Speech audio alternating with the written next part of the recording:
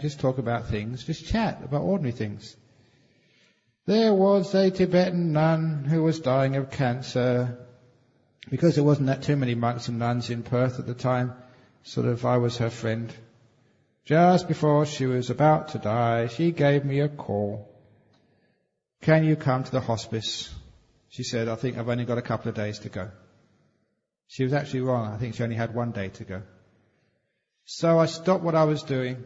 I got in the monastery vehicle and got driven to the hospice, which was about an hour and a quarter, an hour and a half away. When I got into the hospice, I had to check in first of all, and there's this really awful authoritarian nurse at the counter. When I say I've come to here to see so-and-so, she said, I'm very sorry, she's given explicit instructions, she doesn't want any visitors at all. And I said, oh listen, look, she just rang me up an hour and a half ago, I've come all the way. No, you cannot go in. We have to respect our patient's wishes. She barked at me. But even if you think I'm a soft monk, I will not be intimidated. I said, listen, 1.5 hours ago, she invited me personally. We can't disrespect her wishes, can we? And so she really glared at me and said, come here. So I followed her and we went to the door of her room and there was a big sign there. Absolutely, she'd written, no visitors. And the nurse said, see? So I had a look and I saw on the bottom, like the fine print in any sales, any invoice, had another word underneath, 2 words or 3 words. Absolutely no visitors except Ajahn Brahm. She'd written that underneath. So with great glee, I know it was a bit mean, I told that nurse, see? I shouldn't have done that, but I did enjoy it. And so I went in. And when I asked that lady, why was it that you said no visitors except for me? She told me that every visitor had come to see her. Seeing her, when a person is dying of cancer, they get so thin, all their sort of muscles waste away. They look like a corpse. And she had one of those diseases. As soon as they see me, they start crying, they get so depressed, they go so upset. I said, it's hard enough dealing with my own death. Dealing with other people's emotions is just too much for me. So I know I'm dying. I don't need sort of people crying when they come and see me. I want someone to come and talk to me as a friend. I want someone who comes and tells me jokes. Ajahn Brahm, what's your latest joke? So I spent the next hour just talking to her as if I talked to her when she had no sickness at all. I talked to her as a person, said a few jokes, a bit of Dhamma as well, but I didn't talk to her illness, and that's why she invited me in. I can understand that. If you're dying, you know you're dying. If you're sick, you know you're sick. Don't you sometimes want a bit of relief to be treated as a person? So go and talk about the latest gossip, what's going on in the world, who's done what to who and when and how. Just like the person would want to hear if she wasn't sick. Anyway, I developed rashes all over my face. Has it anything to do with meditation? No. I think it must be, it's always too much tension, that's why you get rashes. So just really be still, really be peaceful. All your rashes will go away. You get de-rashed. If there is no self, who is the owner of his or her karma? It's your stream of consciousness is the owner of your karma. It's your stream of consciousness gets pain, so be caring of your stream of consciousness. That is the owner of karma. The stories in your book are very inspiring and interesting. Would you consider to translate the book into other language, such as Mandarin, to benefit more? Thank you. May you be well and happy. Sometimes the jokes just don't go in translation. You tried that before, and sometimes, you tell this amazing funny joke, you translate it into Thai, and people look at you as if you're stupid. Because sometimes the humour is actually culturally specific. So some of those jokes work if you're English educated, but you try and translate them, they just don't work at all. So that's why it's difficult to translate these things, although that a few people, it has been translated into German, and it's being translated into Indonesian. I don't know if that would work or not, but someone's trying it. So once it's translated, I'll see what people say. And if it works, then we'll print it. But if not, just English. Most people can speak English these days. If they can't speak English, at least they can read English, because they don't have to use the internet. So you know what it's like in a language. It's much harder to speak it than it is to read it or to understand it when it's spoken. But especially reading it. So most people can read it. So I wonder really if it's really necessary to translate it. However, if you really want to give it a try, you can do. But you've got to, I think someone already mentioned they wanted to try to translate it into Mandarin. So I told them, go and contact the publisher, because actually it's their business. And they have to give permission. Dear Ajahn Brahm, does each one of us perceive and make the world and karma linked up or... hang on. Dear Ajahn Brahm, does each one of us perceive and make the world and karma linked up, all of us in the world, each of us perceived? I've got to read that again somehow. This is what sometimes if it's in a strange language, it doesn't come across. Maybe it's upside down. No. I think I understand the question. Each one of us perceive and make the world, and karma links us all up in the world each of us has perceived.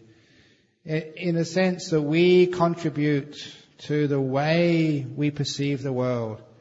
It's like when I was a child, people used to give me these colouring books. There were black lines on white paper with some numbers in. They say, colour this number yellow, this number red, or whatever. And I coloured those numbers in, and out of that white sheet of paper and black lines came a house or an elephant. It's the children's picture books. And I use that as a simile for life. Life is like a series of black lines on white paper. There is some sort of limit to what we can make of this world, but how we colour it in is up to us. So it's our perception colours in the world. We can't just make anything we want of it because there's some limitations of black lines on the white paper, but we make 90% of this world. And you can colour this world in bright, brilliant, beautiful colours, or you can colour it all black and grey and grungy brown. It's up to you how you colour this world. So if you've got cancer, you can colour it beautiful colours, wonderful. Well, great opportunity to understand Dhamma. Or you can have a nice meditation retreat and colour it all black and dull. Yeah. What you experience, you colour it. So if you've got a partner in life, you can colour them, my ugly wife, my selfish husband. Or you can colour them, in other words, to see all the wonderful qualities. Oh, my beautiful husband. He needs a lot of work, but he's got Buddha nature inside, I can see that. Oh, my delightful wife. She may not be the most beautiful girl in the world, but she's got such a wonderful character. Colour your world, make it bright. May you explain the process of death and rebirth. Yes, first you die, then you get reborn. Come on, I've got to go quickly through these questions. I've mentioned that many times already. Craving drives you. Karma gives you the means. With those two together, if you've got the means, you've got the desire, that's where you get reborn. That keeps propelling your stream of consciousness, even now and in the future as well. Craving, desire, doing, and the means to achieve that, your good karma or bad karma. Those two together combine to drive the life force from moment to moment, life to life. I read from a Dharma book that one meditator starts seeing ghosts streaming into the streets at 5 p.m. onwards. This is true. Yeah, they knock off work at 5 p.m. and go home. That's why you have traffic jams with ghosts at 5 p.m. You have to have, the police ghosts have to come around at 5 p.m. to direct traffic. No, our ghosts are around all the time. We all know this. Ghosts only come out at night. Isn't that so? Do you see ghosts during the day? Or do they come out at night? Anytime, yes. So why are you afraid of the dark? You should be afraid of the light as well. Ghosts are just as likely to come out now. But we think that ghosts only come out at night time. So that's why we get afraid. It's just our stupid perception. The point is that ghosts at any time. So a meditator sees ghosts streaming into the streets at 5 p.m. onwards. Of course, it's silly. No, those ghosts are there any old time. That's just a perception, not real. Ghosts are around all the time, yes. How do we coexist with ghosts? Do we literally walk into them without knowing, and vice versa? Sometimes, yes. Sometimes you just see them. You don't realize they're ghosts. They look just the same as you. One of the favourite ghost stories. I heard this years ago. Other monks use this story. Ajahn Sujata used this story at the conference in June. The ghost in Sirirat Hospital. There's heaps of ghosts in hospitals. You probably walk past them many times and haven't noticed. The point is, in the Thai hospitals, when a person dies, you've seen them wear white strings. When a ghost dies, they put a red string on. You got a red string? Ah! That's only in Thailand. If I was you, if you went to Thailand, take that red string off, put a white one on. Otherwise, you freak people out. But in this story, because that's an old tradition, in the hospital when somebody dies, they put a red string around their wrist before they take them to the mortuary. Early one morning, the doctor who had been on night shift was in the elevator, going down to the ground floor to get into his car and go home. In the lift, he had a nurse in the lift with him, a witness. The elevator stopped at 3rd or 4th floor. It was that somebody wanted to come in. It was a patient. When the doors opened, they saw this patient who was trying to get into the lift. The doctor froze in fear, and as quick as he could, pushed the close the door button before the man could get in. And the nurse said, "What did you do that for?" And the doctor said, "That was one of my patients. He died last night. You've just seen a ghost trying to get into this elevator. He's just on the other side of the doors now." That's scary. A ghost just between you and the elevator doors. And the nurse said, "Are you sure?" He said, "Yeah, I'm sure. Didn't you see the red string on his wrist?" And the nurse thought, I've got a red string too. Does that mean I'm not allowed in the elevator? And that was the story told by the doctor when they found him unconscious on the floor of the lift. He fainted. When he came to, they asked him what had happened. That was the story he told. The last he remembered was the nurse asking, showing the red string, "Am I allowed in the lift as well?" He had a ghost inside and one outside. And when they checked afterwards, he described the nurse, she'd actually died on the way to work that morning in a road accident. And she'd come in to work as a ghost. You know, we're going to go over time, who cares? This is one of the most amazing ghost stories I've heard. Now this is really strange, but it was well documented, happened in Australia some years ago. Fascinating story. It was a marriage. You know, it's usually the custom in a marriage that the bride gets to the church a few minutes late. It may be it's 3 o'clock, but actually the bride deliberately tries to get there at 3:05. Not too early, not too late, but certainly not on time. It's tradition. So the bride got there 5 minutes late. And when she went in, the groom hadn't appeared yet. So of course she was very concerned because it was planned the groom should be waiting there, waiting for the bride. So she went into the church and was waiting. Maybe he was late. When it got to about 15 or 20 past the hour, she really started getting concerned. Maybe she'd been stood up, or maybe there was an accident or something. She was this is her wedding day. And as she was getting very concerned, she was very relieved to see her groom rush into the church. He was late because indeed there had been an accident, a car accident. And you could see his best suit, wedding suit, was all crumpled. He had a few scratches and bruises on him. He actually looked really the worse for wear. And of course she was relieved to see him alive. And she was relieved actually that the wedding could go ahead. But she looked at him and said, "Look, let's take you to hospital first of all. You look really bad." He said, No, I'm okay. "No, come to hospital." "No, this is our wedding. I feel okay, believe me. Let's get married." And so it was a wedding day. So she believed her groom. So they went through the wedding ceremony.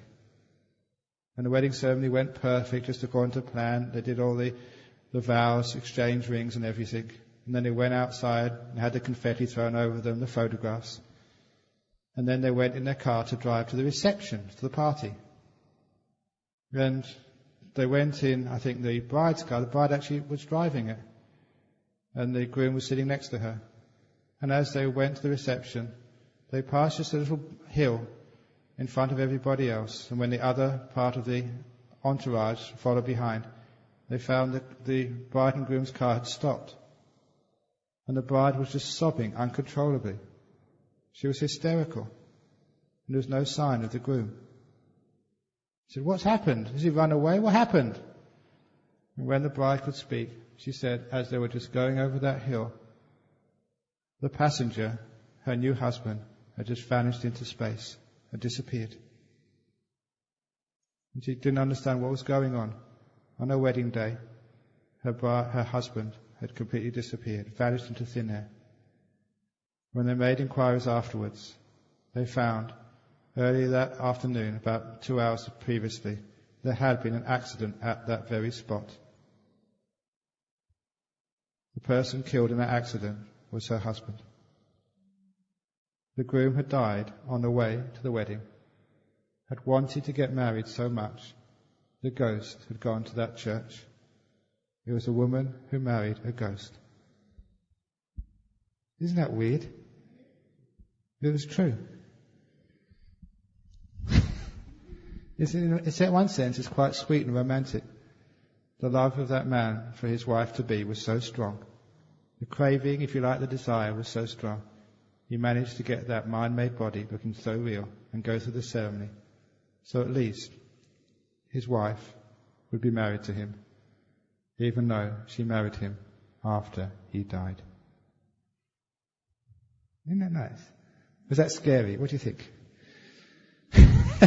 Anyway, everyone's interested when we talk about ghost stories. Okay, all ghosts, hungry ghosts. Okay, I have to say sorry, apologise, it's 20 to 10. And all these other questions, I'm sorry, but you haven't got merit. Your karma is not strong enough for me to answer these questions. So, it's also because you asked too many questions, obviously. But please forgive me, it means you have to come to the next retreat the next time to get these questions answered. So that's the end of all questions. So I hope you enjoyed that. And that's the questions done for now. Okay, now there are some interviews, but because this is the last time for interviews, and there'll probably be many people, literally 5 minutes each. And I'm going to, this time, Mangala, who's going to be sitting next to me, is going to be with the clock. After 5 minutes, he's going to ring the bell, hit a bell with a gong. If you're still there with 6 minutes, you become the gong. And he hits you. Strictly 5 minutes, 6 minutes. You better get out quick, otherwise he'll chase you with a stick. And we've got to finish by, the last interview will be 1:15. Had to finish by 20 past. For lunchtime. Okay, so if you want to get an interview, you have to get in there quickly. Literally 5 minutes. So get what you want to say quickly in your head. No need to bow. Get in that chair quickly. Sit. Ask your question. Okay, good.